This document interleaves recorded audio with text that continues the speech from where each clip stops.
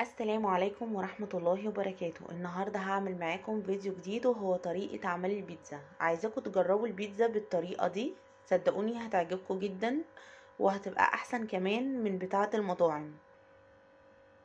اول حاجة هنعملها ان احنا هنجيب مج ونص من الدقيق، من المج ده المقاس ده هيعمل لنا بيتزا مقاس 28 اللي هي بتبقى في الصينية الكبيرة، اكبر حجم في الصواني بتاعة البيتزا.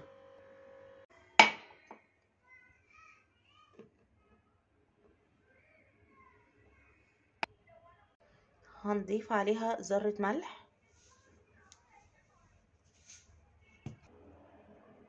ومعلقة ممسوحة صغيرة من الخميرة،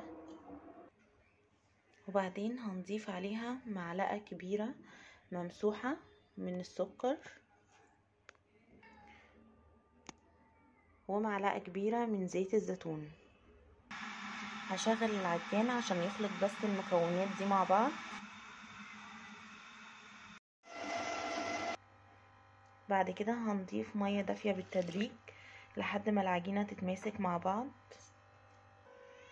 العجينة اخدت معايا حوالي نص مج من المية، وتبقى برضو على حسب نوع الدقيق اللي تستخدموه.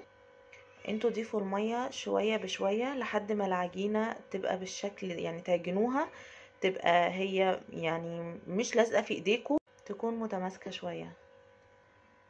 هضيف لها شوية زيت على الوش. انا ضفت لها في حدود معلقة صغيرة من زيت الزيتون وهسيبها دلوقتي تتخمر. دي العجينة بعد ما خمرتها لمدة ساعة جبت صينية وحطيتها فيها. الصينية بس مدهونة زيت خفيف جدا، وعفوا هي دي صينية مقاس 30 مش مقاس 28.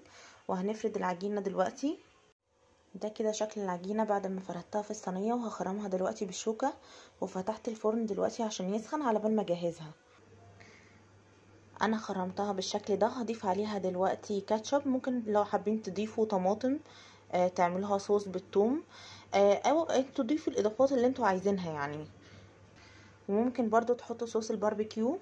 انا عن نفسي بفضل الكاتشب. ضفت عليها الكاتشب بالشكل ده، هو بيديها طعم حلو جدا للعجينة.